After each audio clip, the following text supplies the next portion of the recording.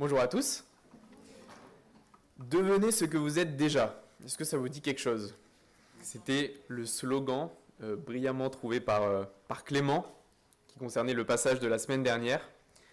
Et en fait, après avoir montré la centralité de Christ dans la première partie de Colossiens, Paul nous montre maintenant comment Christ change, transforme notre manière de vivre.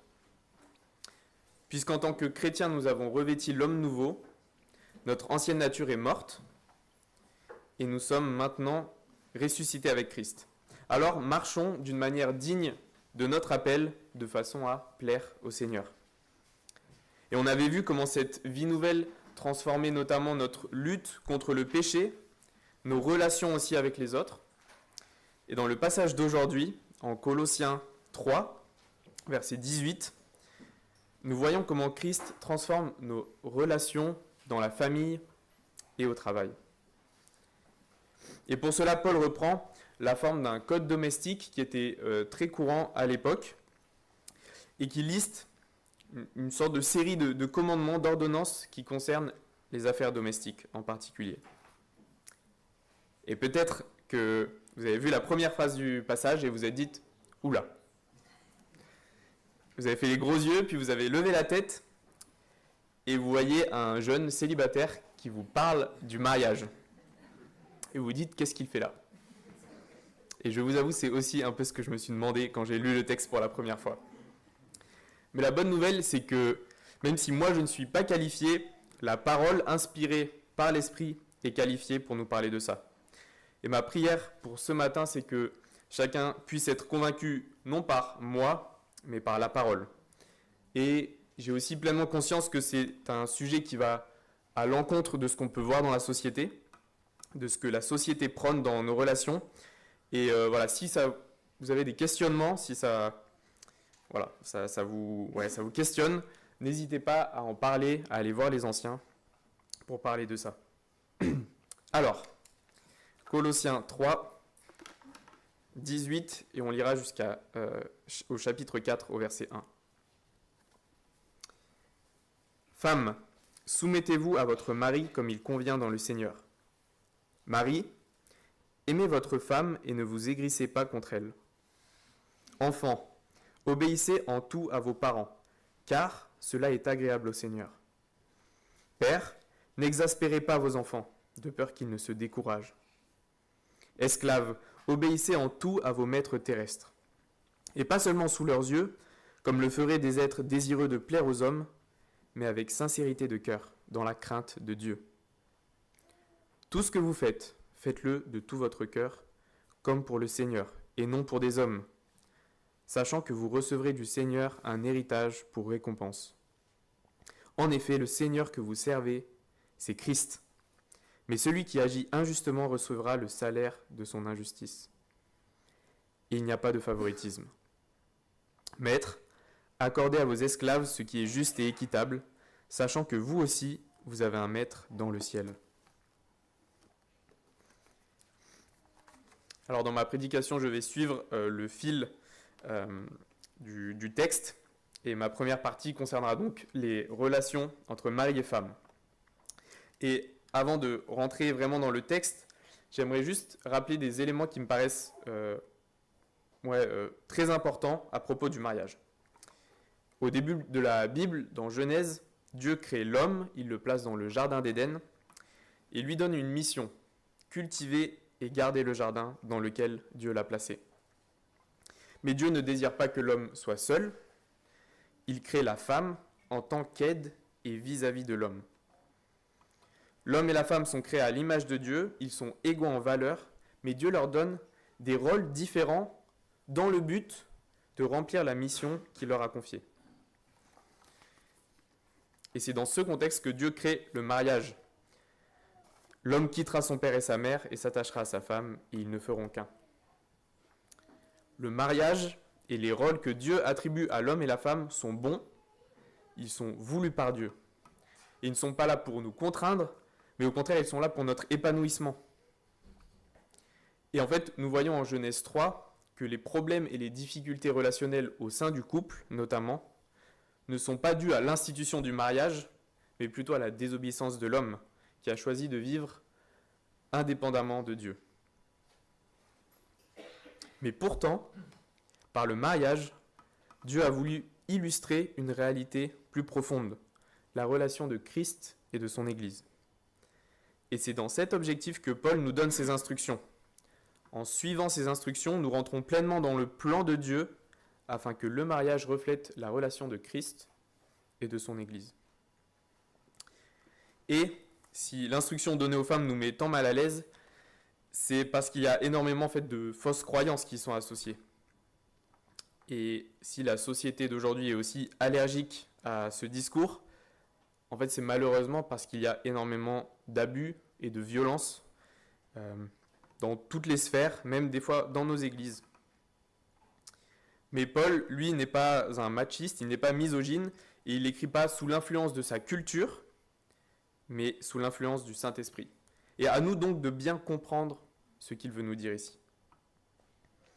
Et le terme de soumission dont il est question ici est utilisé à plusieurs endroits dans le Nouveau Testament.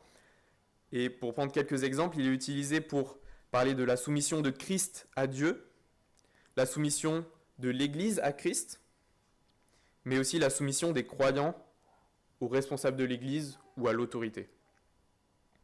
Et en fait, comme je l'ai dit, il n'est pas question d'une différence de valeur, mais d'une différence de fonction.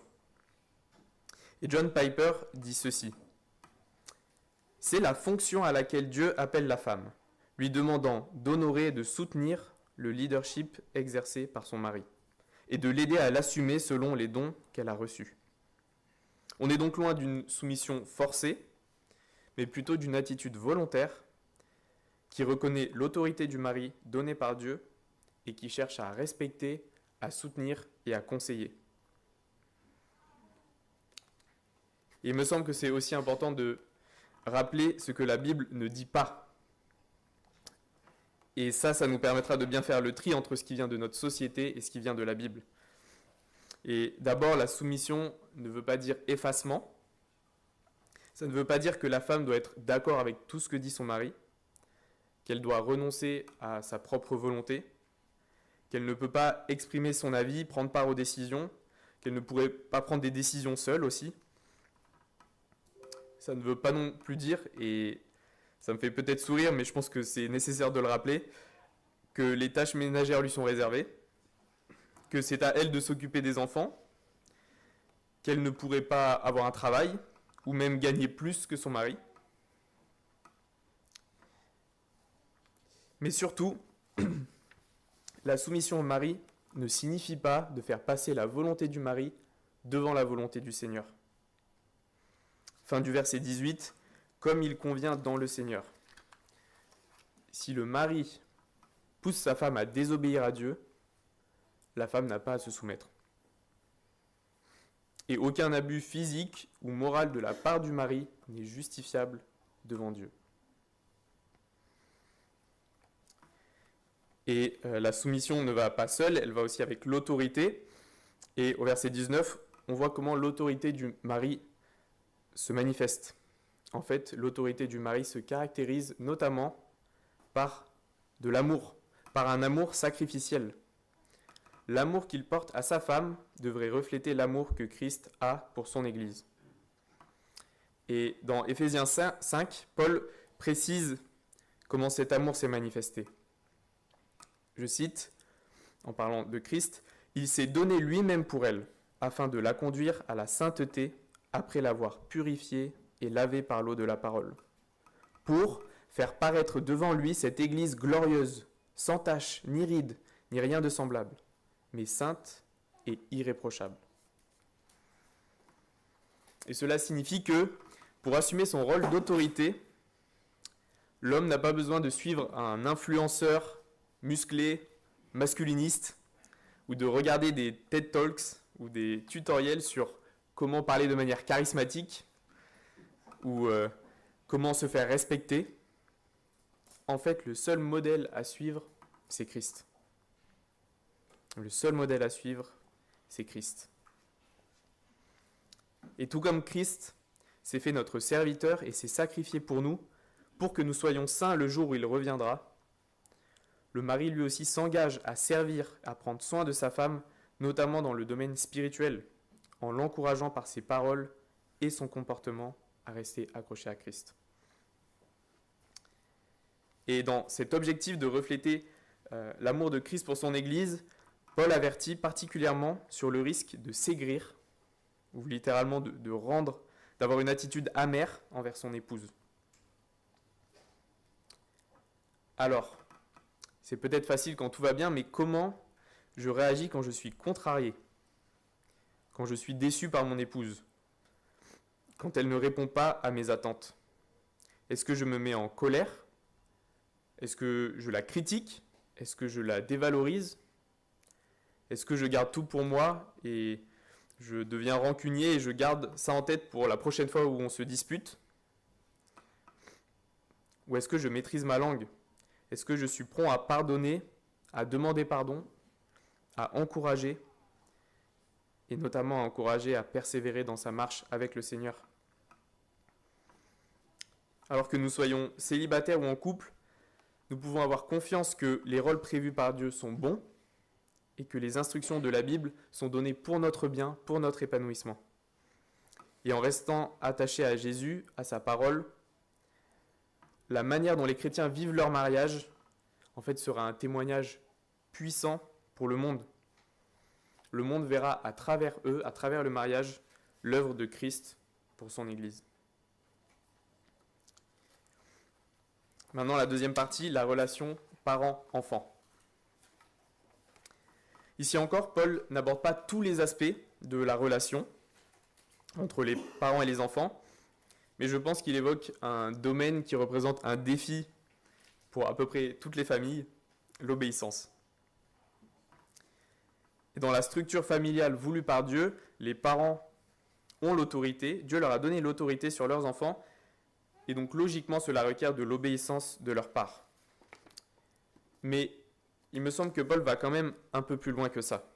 Et il met le doigt sur la motivation qui devrait pousser les enfants à obéir à leurs parents. Fin du verset 20. Car cela est agréable au Seigneur. Et c'est vrai qu'en fait, on pourrait demander à beaucoup de gens, chrétiens ou pas, il y a de grandes chances qu'ils soient d'accord avec le fait que les enfants devraient obéir à leurs parents.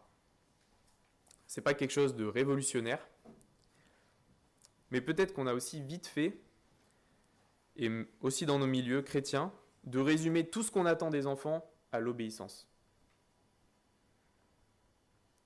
Alors, je nous pose une question. Pourquoi vos enfants vous obéissent?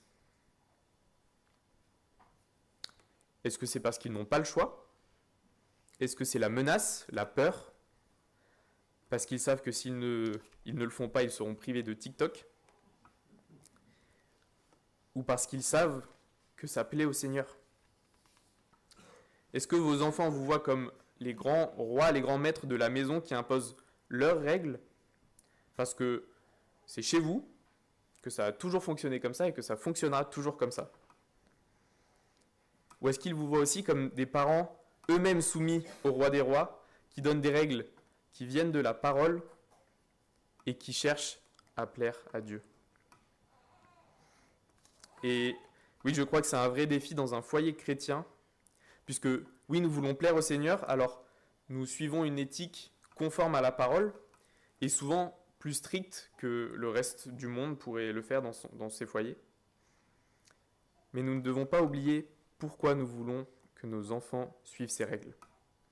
Et si on met l'accent uniquement sur les interdictions, et si nous n'enseignons pas sur le péché et le besoin de Jésus, de sa grâce, nous risquons peut-être de former des personnes qui, en apparence, sont impeccables, respectent toutes les règles, mais qui n'ont pas réellement compris leur besoin d'être transformés par l'œuvre de Jésus.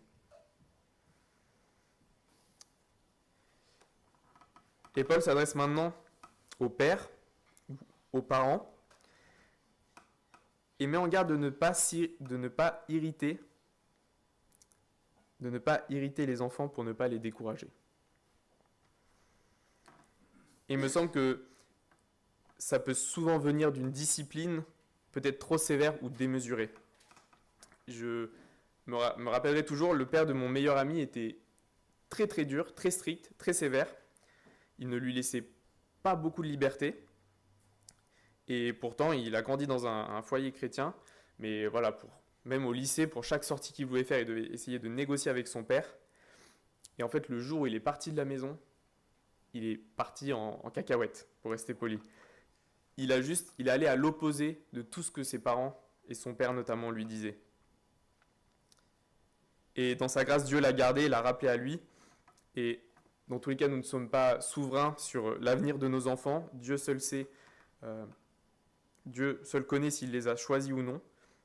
Mais je pense que ça illustre bien comment un parent peut exaspérer son enfant au point que celui-ci se rebelle totalement et au point qu'il ne voit même plus l'amour qui motive à la base toutes les règles qu'il lui donne. Et par cet exemple, je ne dis pas que la discipline n'est pas bonne, que ce n'est pas une bonne chose et qu'elle n'est pas nécessaire ou légitime dans l'éducation d'un enfant. Et en fait, Dieu, notre Père, exerce aussi la discipline avec nous. Il nous reprend, il nous corrige. Mais est-ce que la discipline envers mes enfants reflète aussi la manière dont Dieu nous corrige ? Avec amour, qui fait preuve de patience et de pédagogie envers nous. Je vais vous raconter une autre anecdote. Quand j'étais enfant en primaire, j'étais dans la même chambre que mon petit frère. Mon lit était collé à un mur qui était en crépi. Et une après-midi, je ne sais pas, pendant la sieste, je me suis amusé à gratter le crépi et à cacher tous les petits bouts que j'avais récupérés sous une peluche sur mon lit. Et le soir, mon père venait nous dire bonne nuit, lire une histoire. Il s'assoit sur mon lit, il bouge la peluche et il trouve tous les petits bouts de mur sur mon lit. Et en plus, il voit tous les dégâts sur le mur. Je vois qu'il est très fâché. Et il ne nous punit pas, mais à moi et mon frère, il nous dit « Qui a fait ça ? Avouez si c'est vous qui avez fait ça. » Moi, j'avais très peur et je n'ai rien dit. Je n'ai pas du tout assumé. Et puis, mon père, en plus, il avait toutes les raisons de savoir que c'était moi, c'était ma peluche et mon lit. Donc, c'était pas mon petit frère, c'était sûr. Et pourtant, il ne nous a pas grondé plus que ça, il ne nous a pas punis tous les deux. Il est reparti. Et on allait se coucher. En fait, je n'arrivais pas à dormir, je me sentais extrêmement coupable, donc je me suis mis à pleurer, je suis allé dans son bureau. Et en fait, j'oublierai jamais ce moment, au moment où j'entre dans son bureau, en larmes, avec de la morve de partout, et en lui disant « c'est moi qui ai fait ça ». Il ne m'a pas puni, il ne m'a pas grondé, il m'a pris dans ses bras. Il m'a dit « merci d'avoir avoué ta faute ». Et en fait, ça m'a bouleversé et j'y pense encore aujourd'hui. Et ça montre à quel point il m'aimait. Et il n'est pas parfait. Il y a des moments où il a dû faire preuve de discipline plus dure. Mais je pense que c'est une bonne manière d'illustrer comment Dieu nous reprend et comment même à travers de la discipline, on peut aimer nos enfants et leur montrer qu'on les aime. Et que ces versets puissent nous encourager, nous les enfants ou les grands-enfants qui ne sont plus forcément sous la responsabilité des parents, à continuer à honorer nos parents, parce que c'est agréable dans le Seigneur. Et pour les parents, que ça puisse vous encourager à persévérer dans l'éducation de vos enfants et à refléter l'amour de Dieu envers vos enfants, même dans la discipline.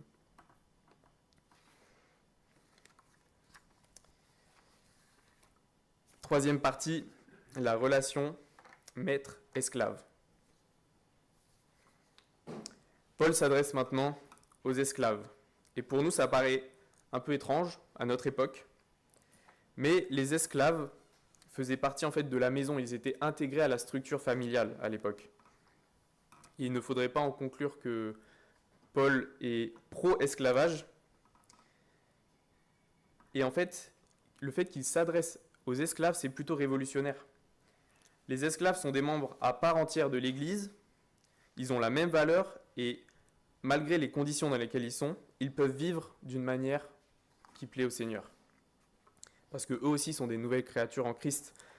Et Paul dit même dans le passage précédent, au chapitre 3, verset 11, « Il n'y a plus ni juif, ni non-juif, ni circoncis, ni incirconcis, ni étranger, ni sauvage, ni esclave, ni homme libre, mais Christ et tout et en tous. Et oui, si dans notre contexte, par la grâce de Dieu, il n'y a plus d'esclaves et de maîtres, nous avons toujours dans nos travails, surtout, des relations et des positions hiérarchiques. Et bien sûr, la manière d'exercer l'autorité et l'étendue de l'autorité est différente, mais elle est toujours là. Et pour la plupart d'entre nous, nous travaillons sous la direction d'un patron, d'un manager, d'un chef d'équipe. Et peut-être que nous sommes nous-mêmes dans une position de manager ou de chef d'équipe. Et ici, Paul n'appelle pas juste à l'obéissance. Parce qu'en fait, que ce soit les esclaves de l'époque ou nous, dans notre travail, on n'a pas vraiment le choix de faire ce qui nous est demandé. En fait, si vous ne le faites pas, il y a de grandes chances que vous soyez viré au bout d'un moment. Mais Paul appelle plutôt à l'intégrité devant Dieu, verset 22. Ne servant pas sous leurs yeux seulement, comme voulant plaire aux hommes, mais en simplicité de cœur, craignant le Seigneur.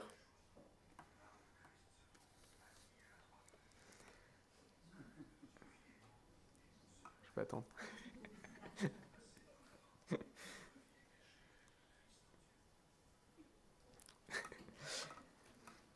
Et personnellement, quand je regarde à ma propre vie, je vois à quel point c'est tellement facile de tomber dans une forme d'hypocrisie. Quand on nous regarde, on fait les choses bien, on donne l'impression d'être sérieux, on a l'air occupé, on prend même un air très sérieux, et en fait, quand nos collègues et nos chefs ne sont pas là, est-ce qu'on s'applique toujours autant à nos tâches?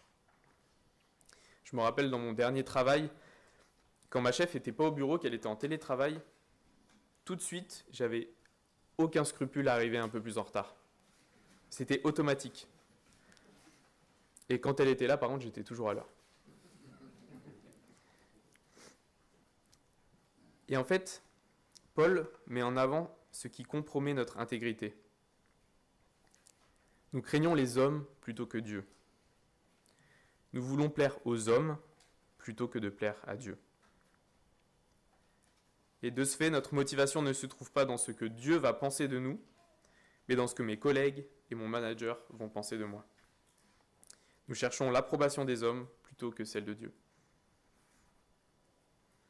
Et alors, la seule solution pour remédier à cela, c'est d'adopter un nouveau point de vue, de changer de lunettes. Et je pense que c'est ce qu'on voit au verset 23.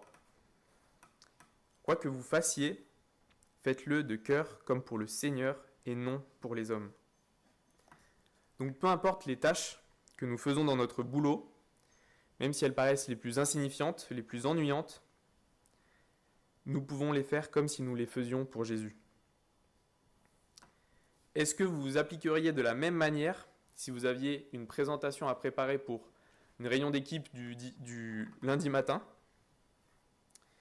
ou une préparation devant le CEO et tous les actionnaires, la réunion de l'année qui présente tous les résultats de l'entreprise?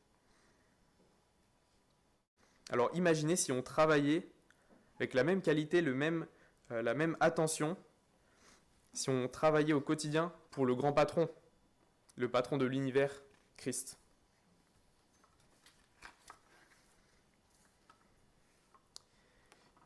Mais en plus, ce que nous recevons de notre grand patron, ce n'est pas une augmentation, ce n'est pas une promotion. Mais au verset 24, on voit, c'est un héritage qui est bien plus grand, celui du royaume de Dieu et de la vie éternelle. Et même quand nous travaillons dans l'ombre, quand c'est pénible, notre travail n'est pas vain, et la récompense dépasse tout ce que nous pouvons connaître ici-bas. Et cela est tellement encourageant, surtout quand nous vivons des difficultés dans notre travail, quand notre hiérarchie nous déçoit, quand nous sommes victimes d'injustice, nous pouvons regarder à ce qui nous attend quand Christ reviendra. Nous pouvons déjà nous réjouir de l'espérance que nous avons en lui. Et sachant que si nous ne connaissons malheureusement pas la justice sur terre, ici dans nos travails, lors du jugement dernier, verset 25, la justice sera rendue et chacun devra rendre compte pour ses actes.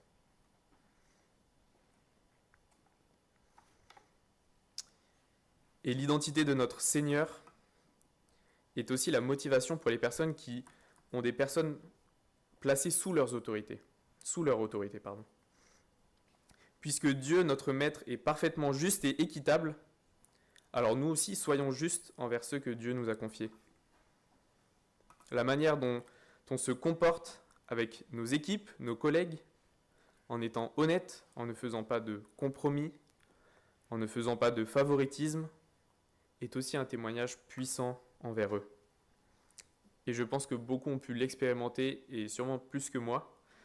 Une hiérarchie qui ne cherche pas ses propres intérêts, qui ne profite pas de son statut, c'est rare. Alors pour conclure, peu importe le rôle que Dieu nous a confié, peu importe le travail que nous avons, les défis que nous pouvons traverser dans nos couples, avec nos enfants, nous avons besoin de nous rappeler l'objectif de notre mission sur Terre, servir Christ. La valeur de ce que nous faisons ici-bas n'est pas dans ce que notre entourage, nos collègues pensent de nous, mais elle est en Christ. Alors que nous puissions rester accrochés à la parole de Dieu, pour que le royaume de Dieu ne soit pas une réalité lointaine, mais que ce soit une réalité proche de nous et qui nous encourage à servir fidèlement là où Dieu nous a placés. Je vais prier.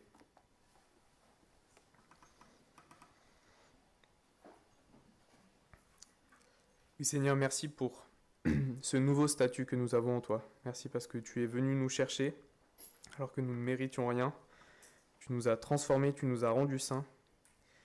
Et nous voulons maintenant vivre d'une manière digne de notre appel.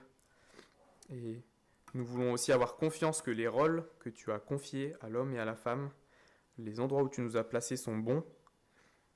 Et je te prie que nos comportements dans la famille et au travail ne soient pas dictés par ce que les hommes pourraient penser de nous, mais qu'ils soient fixés sur toi, que nos regards soient fixés sur toi, que nous puissions refléter Christ, l'amour de Christ pour son Église dans nos entourages. En ton nom, amen.